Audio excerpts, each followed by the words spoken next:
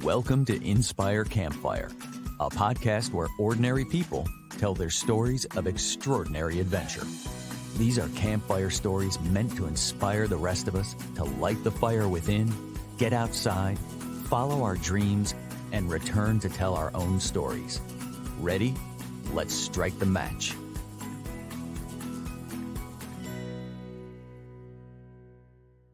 Welcome to the show. I'm your host, Scott Wurzbacher, and today we're diving into the power of storytelling, how sharing our stories can inspire action, fuel new adventures, and create a legacy that keeps the fire of exploration alive. Joining us is Chris Watson, host of Adventure Diaries, a podcast that brings authentic tales of adventure, exploration, and the natural world to life, inspiring journeys both big and small.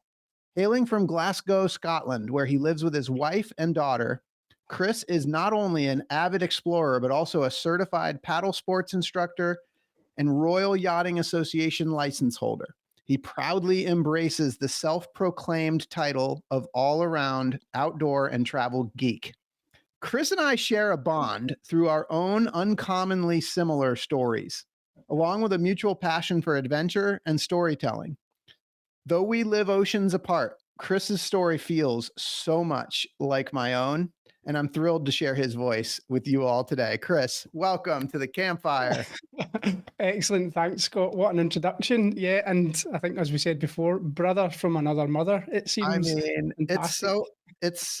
it's almost eerie, Chris. It's like as people that know me and know you listen to these stories and they kind of get to know us. I mean, some people are going to be listening, some people might be watching on YouTube, but I mean, even down to the like salt and pepper beard and I think I said before that there must have been something in the continental divide separation in the ancestry. There's something in the blood somewhere. I think so.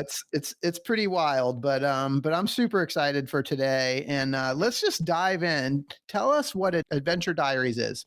Yep. So Adventure Diaries, that is a podcast that I started less than, I say podcast, it's more of a show because I want to extend it beyond just the podcast into actual real life adventures as well. So essentially as a podcast at the moment that delivers authentic stories of adventure, exploration and the natural world.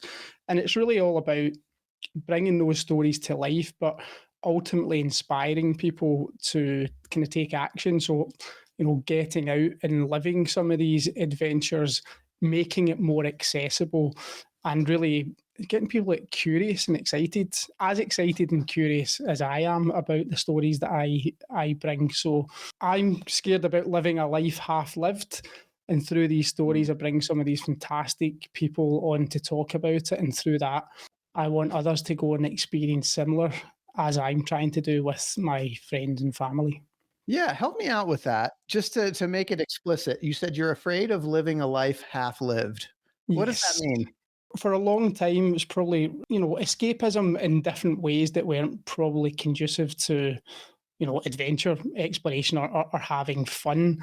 And, I'll probably come on to this later when we talk about the origin story. But I think as we get old and we become adults, and for me, I get sucked into the corporate world. I'm still in the corporate world, and I'm not knocking that at all. But as you get older, you kind of forget the will to play. And being a father now to a young daughter, trying to have more time, intentional, and doing things that are rather than sitting watching a movie, getting out camping, hiking, and doing that. And I think it's just really. It's reminded me that there's so much more to the stresses and the anxieties and the daily grind and stuff. And we get one shot at this life, so we need to go out and explore and live it a little bit more intentionally. And through this, I get ideas aplenty, ideas after ideas through these conversations. And meeting people like yourself, it's fantastic. It's a big world and there's not enough time for sure. Yeah. So I guess I'm curious, and I think we will get into this a little bit more, but is it fair to say that you kind of reached a point where you felt like you were in danger of living the life half lived? I think so. For me, there was a real inflection point around, the pandemic, COVID and stuff. My day-to-day job my family life, quite busy, quite stressful at times, but always on the move. And then when COVID hit, we were stuck indoors, certainly over in the UK.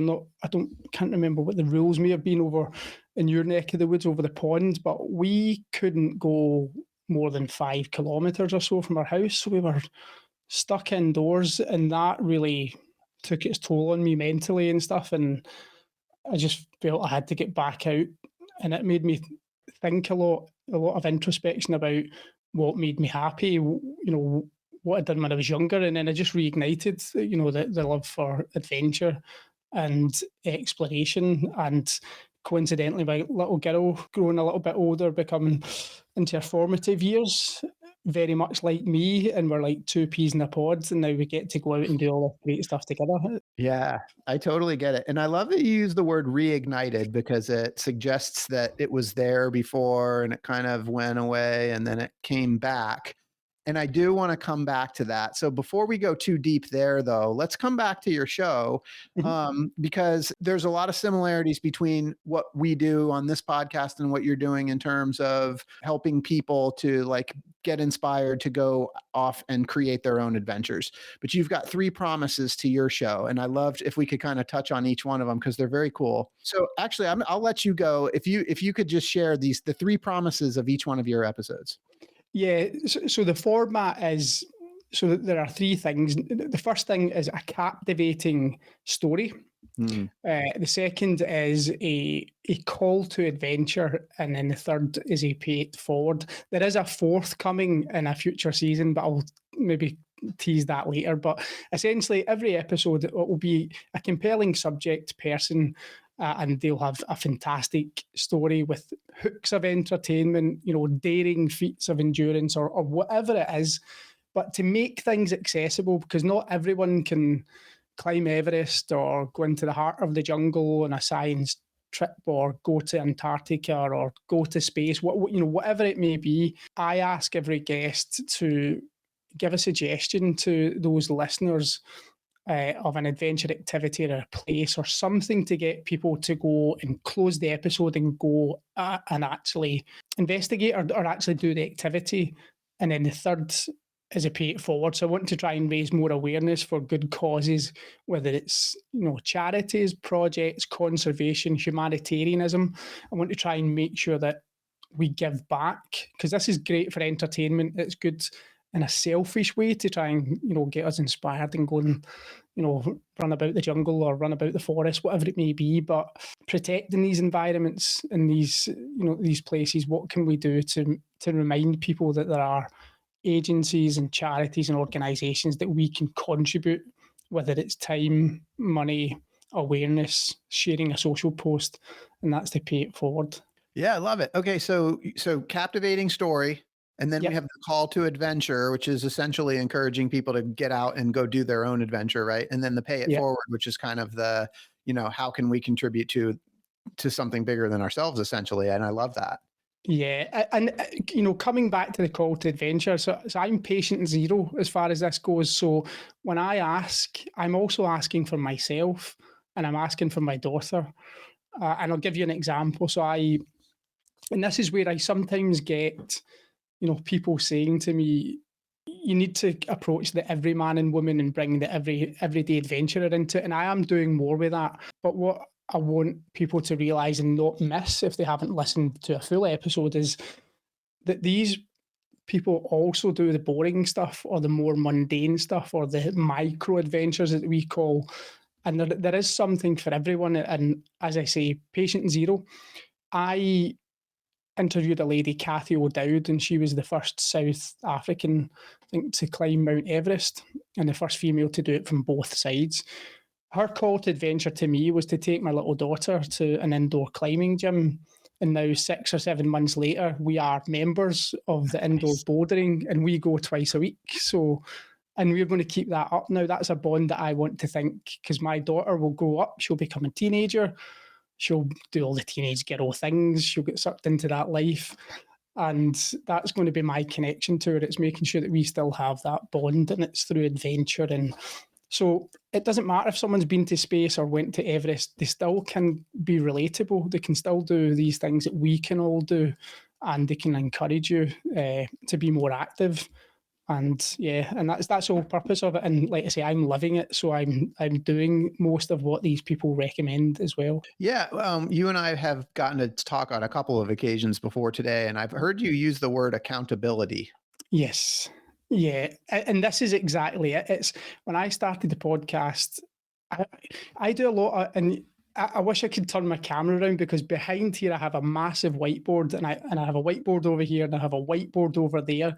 And I always try to keep myself accountable for things as a father and a husband and in health. But for the mental health side of things and doing things that I was passionate about, I lost a lot of that over the years because it was most of the whiteboard was about the daily grind. So I wanted to be more accountable and what was I passionate about?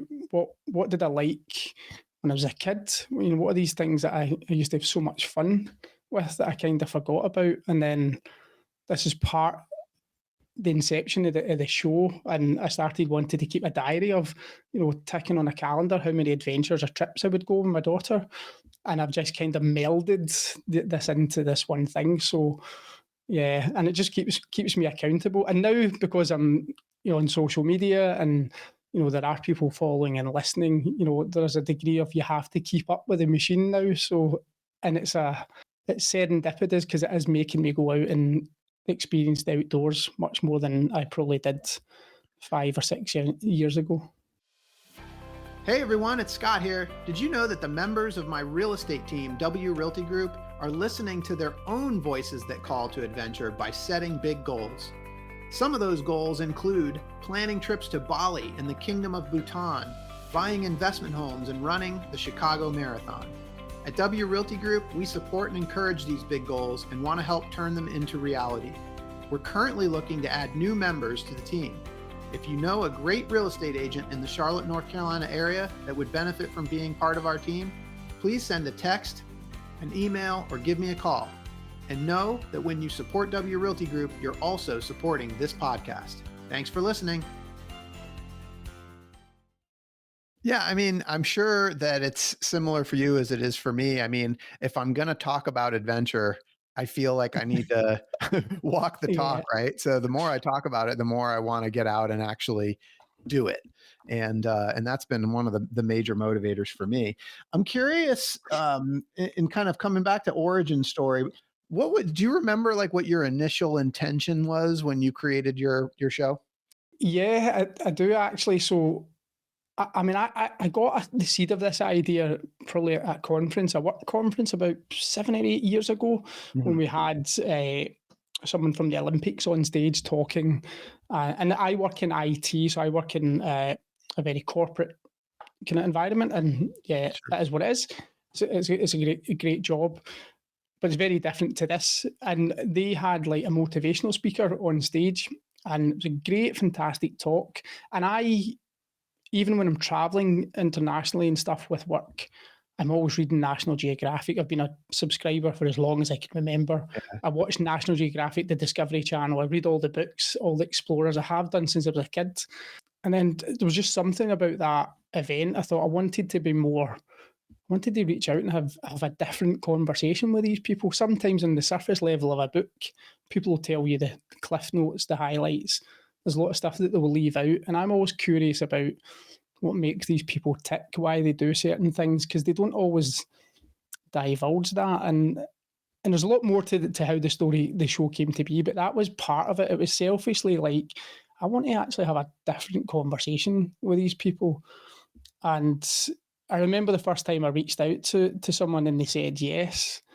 And I couldn't believe it. I was like trying to go to bed on a Sunday night, and I was lying beside my wife, and I showed her the messages from LinkedIn when the chap said yes, and it was just surreal. Even thinking about it now, it's just so surreal that they said yes, and they didn't have an agent that said, "Pay me thousands of pounds to come on and talk about this," or thousands of dollars. It was So selfishly, it was entertainment for me, and partly because of, like I say, the whole COVID thing, when I wasn't traveling as much and wasn't reading as much sitting in the house, and I kind of somehow turned it around and started planning for this podcast. And then a few years later, it came to be. It's so interesting because I think mine's probably really similar in this curiosity of like just wanting to talk to people that inspire me, that are gonna like encourage me to go do more things. But like there's another level because it's not just reaching out to somebody saying like, "Hey, would you have a conversation with me?" It's like, "Hey, I want to have a conversation that we're going to record and share with people." And I'm Yeah. curious, like the difference between those two approaches. Yeah, and I think the way that I certainly approach it is I don't want to be doing like an interview per se. I kind of want it to be a conversation in the way that every single episode that I've published has been someone that I know from afar, through reading books, watching documentaries, having followed them. So I have a natural curiosity. So when I reach out, my approach is one of curiosity, and it's to explore. And not often, if someone has had a book out, it's just to replay the insights of the book. It's to get to know them more as a person and give them, a platform to maybe, if they've done 100 interviews, this 101 interview is going to be very different because they won't be asked the same questions that they've been asked a million times. And I do spend a lot of time on my research, looking at previous interviews and making sure that I try and steer away from that because I don't want to fall into that trap. And I do that after I've done my own conversation frame, and then I'll go back to make sure I'm not hitting on much of the same topics, because I consume podcasts in various different niches, and I see that if someone jumps from podcast to podcast to podcast, it's often the same story that's just regurgitated a little bit, and Sure, yeah. trying to do it a little bit different. And it's maybe just the way that my mind works. I kind of want to know all the oddities and the weird things that sometimes people might not want to ask. It's just the way my mind works, and I often get people saying, that they haven't been asked that type of question before, or it kind of puts people on pause. And I try not to send a list of questions in advance. I give themes and topics so that it just becomes a conversation. So in these conversations, they're like, curiosity-based questions for you, but when the podcast technology is recording, right? Does it change the dynamic for you and for your guest? Like knowing that when it's all said and done, like there's going to be potentially hundreds, Yeah, thousands of people that are listening, right? I've never even thought about it like that. Honestly, the answer is no. Yeah. To me, I mean, I would love to do this in person much more than remotely, and I think that dynamic would be a little bit different. And I'll give you an example. So I've interviewed a number of people from the show Alone, so like the survival show that I'm sure you're familiar with. Yep. But we had a UK version of that kind of bombed after one season. But the guy who won that, Tom Williams, he's a great guy. So he's an English guy who lives in Lisbon, and I went and met him for brunch in Lisbon not so long ago. But then meeting him in person, having actually done the podcast like a couple of months before, I kind of freaked out a little bit when I first went in, because the dynamic, it was like I didn't really, because all of a sudden he wasn't in screen. We were sitting in front of each other, and then after a while it was absolutely fine, and it was great. It was really lovely to sit down and chat. So I know I try not to think that it's going to go out and it'll be critiqued and judged and all the rest of it. I think people will say what they say, but I've never had not had any trolls so far. I've had the odd little thing here and there, but by and large, the feedback from both the guests and the listeners and viewers has been good. Yeah, it's inspiring stuff. It's hard to poke holes in, awesome adventure stories, honestly. One of the things that we talked about earlier, I mean, again, you said accountability, but something else that you said is that your podcast has become a form of therapy. Your words. Yeah, so we kind of touched on it, and I don't mind sharing this because it is part of my story, and I own it. It is what it is. But my history of where I grew up, so I kind of come from a broken home essentially. So I had a bit of a in relative terms, it was a bit of a kind of challenging upbringing. So, and I don't have any of my parents. Both my parents are now dead. But anyone ever meant anything to kind of me, kind of growing up, they've kind of passed. So, like father figures and stuff like that, and having to this is a bit deep, really, but like losing my mother, a few years back, not long before COVID, and that was quite agonising in terms of how that she had to endure. So all of that, I seen nature and the outdoors as a degree of escapism as a kid, and I was always running away from something or running into something, so to really escape, whether it was when I was a child, but then going into the woods and camping and stuff like that. But then as a young adult, going away on hikes and stuff. But then when I became a professional in terms of my job, I was full steam into that. It consumed everything. Then juggling being a father, and then essentially when my parents, having to deal with all that trauma that came out of COVID, and through having been in therapy and trying to work through all that kind of trauma and stuff, therapy taught me about finding stuff that you were passionate about and going back through. I don't know if anyone listening's been through therapy, but all the stuff you have to unearth from your childhood and all the stuff you have to face. And the outcome of that was that it was things like this, like going on adventures and living more intentionally and embracing things and trying to let go of ego and, just being more content with things. And that really kind of led me to this, to reaching out and speaking to people and having conversations about things that I'm excited about, and actually putting myself out there and not being scared to take a leap with all of this stuff became a degree of therapy. And you would not believe some of the parallels and the stories between the guests that I've had on and the friendships that I've made, and the after hours conversations and all of that stuff. And when we were talking previously, and I hadn't even thought about that or rehearsed that just kind of came out, because that's always been this is something I'm so passionate about. And I'm passionate about because I'm being therapeutic for me, talking to people that I love to talk to, but they're helping me be accountable for doing things that I'm passionate about, that my therapy has taught me that I must do.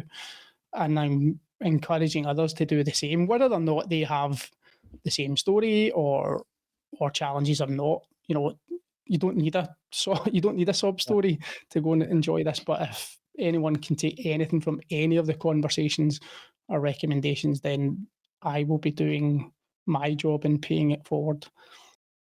Yeah, and I want to thank you for that vulnerability. And I'm going to ask you a question that might seem obvious to both you and I, but you said that, like, essentially having conversations about adventure with people that have been on incredible adventures is like the thing that fills you up. Why? Or in what way? Like I've said, I'm patient zero, so I'll give you some real tangible examples here. So, I was terrified as a kid of a lot of things, right?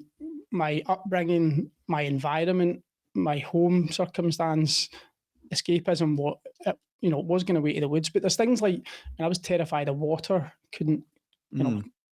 I never learned to swim until I was in my 20s. But then that fear came back again. And through all of this and embracing all this, I've kind of faced my fears a little bit. I've now become a paddle sports instructor.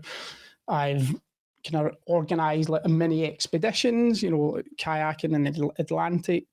I've been kayaking in Norway. All these types of things that, as a terrified young child, trying to get over that when you're a young adult, and then when you become an older adult, to then circle back around this and realising that, some of these people that I'm speaking to, that they've just got as many vulnerabilities as we may have. And if I can do this as a 40-something approaching 50 years old, anybody can do this kind of stuff, and you don't need permission to do any of this type of stuff. Sometimes it's getting over your insecurities, the imposter syndrome. There's nobody keeping scorecard for any of this.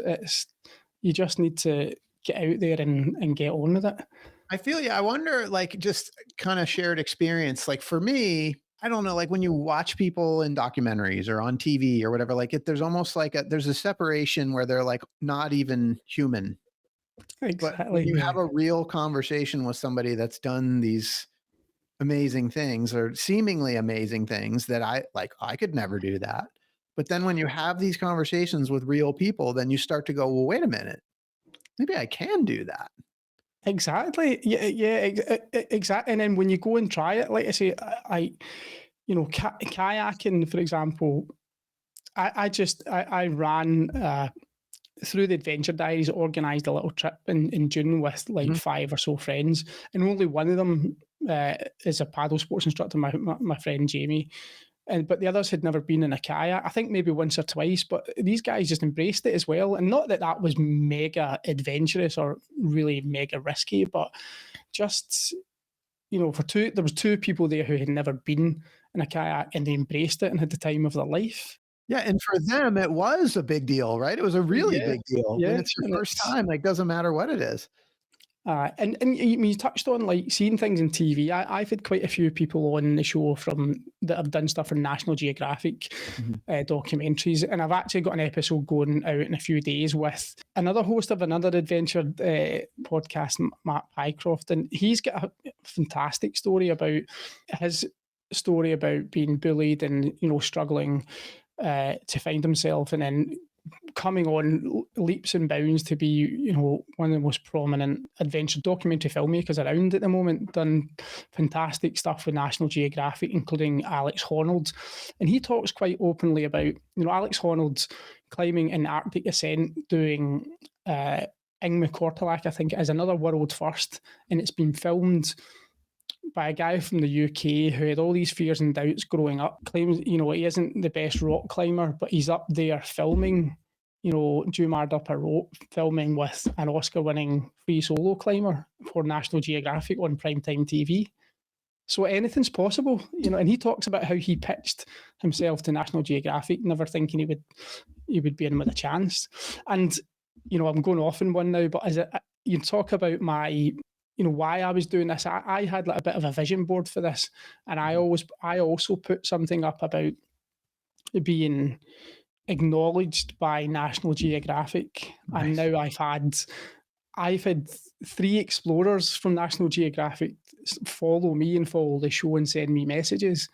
And I'm just like, and as recently as I think last Sunday, I went and found the version of National Geographic from on March it was, and took a photograph of it and sent it to her and said, I can't believe that I just read this article and I put you on my to-do list or potential guests, Yeah, yeah. and they reached out to me, and it's bizarre. It's So amazing bizarre. though, like when you sort of like set an intention and then just like Yeah, let it happen. Like that was going to be one of the things that I wanted to ask you, and you kind of already answered it, but maybe another example or two, like how has the creation of your podcast resulted in unexpected outcomes?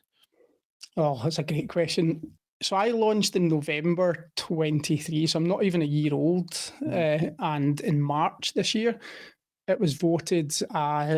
It was voted for the top outdoor podcast in the UK, and So I went to an awards ceremony and got a media pass. It was all very exciting. Took my little girl and my wife. We went backstage in the awards ceremony. Got to meet loads of cool people. Didn't win, but it was fantastic. So that was great. I've also been asked very recently to be a judge at some outside awards show, Yeah. which I won't say too much about because I don't think it's been publicised yet. But yeah, I've been asked to be a judge at that as well, which is great recognition. And I am also in the midst of. So I'm very passionate about wildlife and wildlife conservation in the natural world, and I'm in conversation with an organisation at the minute to potentially be a media outlet of such for them, for their stories, to raise awareness, maybe like an ambassadorship. We're still working that through. So that could be like a short documentary series as well. So straying into different areas. But yeah, it's just I guess, yeah, still pinch myself a little bit saying it out Yeah, loud. I mean, it's amazing that you start this thing to be something that's just sort of an outlet for you, just kind of following your passion, and it's not even been a year yet. I know, and I just can't, yeah, I can't quite, it feels a bit surreal because, when I subscribe to all these magazines that you know, Sidetracked Mm. magazine, Hidden Scotland, National Geographic, The Great Outdoors, whatever it is. And I read all the books, and now I'm in contact with a lot of these people. And like you say, you see them from afar, but then when you see them up close and you speak to them, and then you're getting invited to things, and people are sending you emails from like xxx.com or whatever it is, natgeo.com, whatever it is. It's very surreal. Yeah, and how about on the adventure side? Are there some adventures that you've taken because of the podcast or that even that you have planned that would not have taken shape had it not been for some of the relationships? Yeah, well, there's a few things in the works at the moment. So there's some stuff that I'm planning in 25 and 26, actually. So something in Norway, hopefully to the Lofoten Islands, uh, Nice. which could be diving with orcas, Wow. potentially. And another one is in the jungles of Guyana in 2026. Wow. So yes, so there's things afoot at the moment. Yeah, I've got aspirations of kind of turning them into like short pieces of content, as well as so bringing like the behind the scenes story of the people that run these adventures. So telling the human story side of their organisations and what they're about as well. So, and these will be done in an ethical and as a sustainable way as possible. So, offsetting carbon footprints and stuff to get there. But yeah, so excited.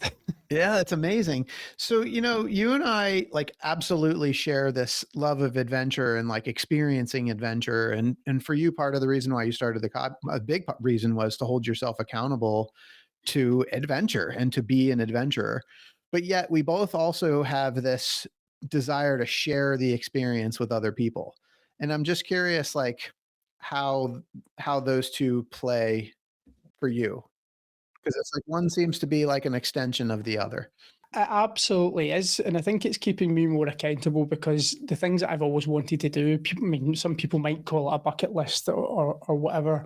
I want to do that and then share it purposely to not to be self-aggrandizing, but to document stuff for my family to see. My daughter, in years gone by, look her into it as well. So almost to document it. But I'm trying not to just tell stories for the sake of telling stories. I want something to be meaningful and purposeful from it. And it is something I wrestle with in terms of like social media and stuff. I don't want to be taking the shots and the snaps and going to places just to get a photo or a video. I want it to be a meaningful experience. And if we can document and turn that into some sort of content that inspires people to do stuff in an ethical and sustainable way, then so be it. But I still love talking about it, and there will be things that that I talk a lot about that might be difficult to realise, such as I have a passion for Antarctica, but it's going to cost an arm and a leg to go to Antarctica, quite frankly. So, but yeah, it is a fine line, Scott. I think trying to I don't want to be another voice in this world that is just a voice. I want to be someone that's taking action and encouraging others to do to do stuff too. Yeah, I mean, and it kind of, I guess this is connected, but it sort of brings me to like the next thing. My mentor, Robert Holden, once said to me, "Would you rather experience the kingdom of heaven or talk about it?" And I relate the same thing to adventure. Like, would you rather talk about adventure or experience it directly? Oh, And it doesn't have to be a choice, right? Yeah, Obviously, there's a both and, but I'm curious your thoughts on that. it would be experience. Yeah, experience. Yeah, absolutely. Yeah, absolutely. Experience all day long. Yeah, because and that's the thing. So I read a lot, I watch a lot of stuff, but And that's in a bit of tangential link to part of the reason for doing this with my daughter. I want her to experience the world and experience adventure so that she's not sitting at an iPad, she's not sitting in front of a screen, and she's not just reading a book and retelling stories. That's great and it has its place. But it's a whole bloody big world out there. And it's when you get out and you spend half an hour in nature, it's amazing how much your perspective changes and your brain actually changes. I don't think people realize the science behind some of this, but how your brain and your body and your senses actually change when you get that exposure, and then how much it shrinks when you come back and sit in front of a screen. So yeah, so experience over talking every day. Yeah, I mean, I agree with you. Hypocritical, because here we are, two guys sitting here talking about adventure. Exactly. But I mean, I do think that there's that both and I mean, I think that's part of the hero's journey, right? We go out and we experience adventure, and then we come back and we share it with others in hopes of passing on those stories and encouraging other people. Oh, don't get me wrong. I'll tell you all about it. I love to talk. As soon as I come back, you'll hear all about it. You'll see all about it. But it will be the experience and then the story afterwards. Yeah, I mean, and I think that's it. If you don't share the story, then it stops with you, right? The sharing is Yeah. where other people can kind of latch onto that and then take it to the next level and go create their own. I think for me, if people are just listening and they're not actually getting out there and taking action, like I don't feel great about that. Like there's nothing better for me than somebody saying like, oh, like, I heard that person that did this great adventure and I went and did XYZ afterwards. Like to me, that's the greatest. Yeah. Oh, exactly. Yeah. I mean, you must get that yourself. Do you get people, dropping you DMs and stuff, telling you about the shows that they've listened to and, the inspiration? Yeah, absolutely. I mean, I love that. I love that when I hear people taking action based on Yeah. something that they heard. I think that's kind of what it's all about. I'm curious, like, so you've interviewed dozens of adventurers, and I'm curious if there's like common themes that you've heard from people. Yeah, the common theme is that it's almost like just get started. If you the advice is always, if you've got a seed of an idea on an adventure, go and do it. I mean, I've had people that have had no experience that have gone on to do incredible things. Breaking records. Whether it's finding the sponsorship and cash to go and do something incredible without any experience. And they all do the boring grocery runs and take the kids to school and they do all this in the downtime. We see the highlights that they've went and trekked somewhere or they've climbed something, but after they do that for a couple of weeks or a couple of months, they go back to taking the kids to school. They're just ordinary people. Sometimes they're struggling to make ends meet and stuff. So it's like adventure is accessible and it does not need to be grandiose.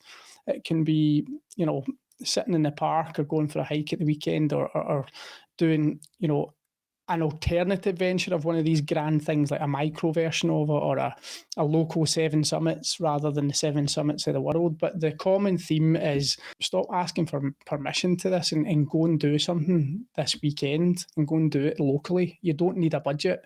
And if you do need a budget, then you'll find a way to do it. But make the commitment to do stuff. Keep yourself accountable and just crack on with it. Just start. Yeah. Yeah. Just So as start. as an extension of that question, because like for me, a lot of these conversations, it's for me, adventure is sort of the vehicle, but what I really love to hear is sort of the motivation behind why people choose the adventures that they choose. Yeah. And really trying to get to know the voice inside that calls to adventure, right? And so I'm Yeah. curious if you've noticed any common themes in terms of like why people choose the adventures that they choose. Yeah, there's a lot of time that people are working through stuff themselves. Like, that a lot of the people that do hard things, they're not doing them just for the sake of doing hard things. There's an element of trying to prove, certain things to themselves and others for sure. But it's almost like seeking a purpose. And I think a lot of times people do it and then they find a purpose through adventure. And it can be that they want to then get involved in like this kind of cyclical thing. I heard someone describe it to me. In fact, it's on one of my shows that goes out this week. They described it almost as like a pyramid scheme of adventure. People to go and do hard things, and they learn from it. They find a purpose and a meaning in life. Life's too short. We need to go and experience things, experience the world, but then pass that baton on to someone else. And then they have to go and do that whole network effect and then pass it on and pass it on. So that's a common thing, that people like to do hard things, but they love the human connection, which comes through experiencing the world in a different way. And they just want to pass that message on. And that could be walking 3,000 miles. It could be cycling 10,000 miles. It could be hiking, up the highest mountain in your country, or it could be kayaking the ocean. Whatever it is, it seems to be the same thing. It's like to find purpose, find meaning, but inspire others. Yeah, I love it. So, and the cool thing is that the perspective that you bring is not just like you like it, you love adventure as I do, and you can share your own stories, but you also have had so many conversations with people that you can sort of like bring all of these conversations together and consolidate them. And so I want to ask you, like, as we do that and we kind of bring all of this wisdom that you've gotten from other people together, what would be sort of the collective wisdom that you would offer to the listeners of this show listening to you today in terms of adventure? Pick a date, pick an adventure, and just do it. Yeah, just get on and do it, and make it part of your routine, and do it with someone that you may haven't seen for a while, a friend, a colleague, or whatever, because getting out there and just doing that, and it doesn't need to be grand, just getting out and doing something, it's amazing how good it is for the mind as well. It just opens, it's, you always say about going for a walk to clear your head. I find the same about, adventure activity, whether it's adventure travel or sport. And it doesn't need to be, it could be going on a food tour, or going to a different restaurant, walking to that, just doing something a little bit different that you haven't done for a while, giving variety and a bit of spice and adventure and excitement into your life. Just do that on a more regular basis and do it with new people. I love it. So listen, Chris, I'm not going to steal your format, but this is your episode here. So I want to ask you a couple questions. You've already shared a great story. What's the call to adventure? Right. So I'm glad you asked, Scott. So as I said, so when I ask my guests for a call to adventure, I said I'm patient zero, and I like to try and do most of what they suggest. So I try to make it accessible to everyone that watches and listens. And a good example, people talk about the 7 summits of the world, climbing Everest, Denali, Kilimanjaro. Yeah. There's only a few people, there's only a handful or a small percentage of people in the world that will ever do that. So I had a guest's call to adventure I had 2 guests actually, to recommend to do your local 7 summits. And I encourage everyone to do their local 7 summits. And to do that, I have created a free resource to help you do just that. So if anyone goes to adventurediaries.com/7, as in the number 7, not Nice. SAVEN. So adventurediaries.com. Just the number 7. Got it. Yeah, 7. That will take you over to a little hiking tool.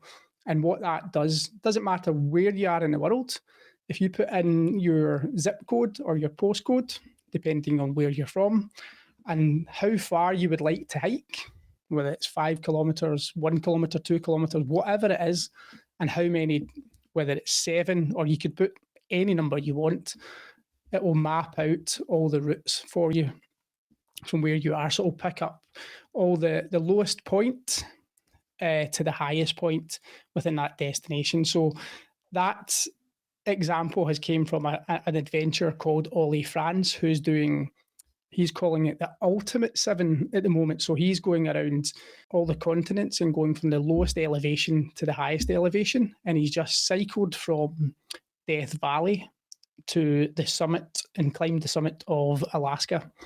And he recommended that people try and find the lowest elevation in their city or town to the highest elevation. So if you go to adventurediaries.com/7, that tool will help you do that. That is super cool. And as a bonus, I had a journalist on from the Boston Globe, and his call to adventure was go and find a waterfall, go and hike to a waterfall somewhere. It's amazing for the mind and the body, and then go for a swim. So that tool also plots out all the waterfalls along the way, so you can go and have a waterfall hike when you're doing your 7 summits. That is awesome. You're making it easy. I like the call to Yeah, adventure. Well done. All right, yeah. so pay it forward. Pay it forward. Oh, I am going to say World Wildlife Foundation, so WWF.org, which is a catch-all, or Blue Cross. I'm not sure if Blue Cross is over in North America, but that's for about supporting animals, animal welfare and stuff. So WWF or Blue Cross. Love it. Sounds good. Chris, if people want to find out more about you, get in touch with you, check out the podcast, what's the best way for them to do that? Yeah, adventurediaries.com, and there's all the links and stuff on there. But I'm very active on Instagram, so that's Cool. at Adventure Diaries __, or you can search Adventure Diaries Chris Watson, and it should pop up. Amazing. And you'll see my backdrop on the images. Amazing. Chris, like this epic story. I mean, you had some stuff to deal with in your childhood, right? And then you like pulled through it and you used nature as this tool to heal. And now you're like, you're only a year in. I can't wait to see like what's coming next. But what I know in this big story of this network that you're building and all of the adventures that you're going on, Hollywood is going to pick up on your story at some point. They're going to want to make a movie about you. And I want to know when they do, who's going to be the Hollywood actor that's going to play you in your movie? Hollywood actor. It's probably someone that doesn't take themselves. So Ryan Reynolds, let's say, doesn't take himself too seriously. He's a little bit aloof, a little bit of a parody. So I love it. Ryan Reynolds, I love it. Well, I was going to say, whoever you choose could be suitable for me as well, because we are brothers from another mother. So exactly. What's your movie going to be called? The Misadventures of a Daft Scotsman. Nice. That's intense, starring Ryan Reynolds. I love it. Yeah, and we can do V. Scott as well. We can do Deadpool too, the Scottish person. I love it. Man, thank you so much. This has been so much fun. I really enjoyed talking with you today.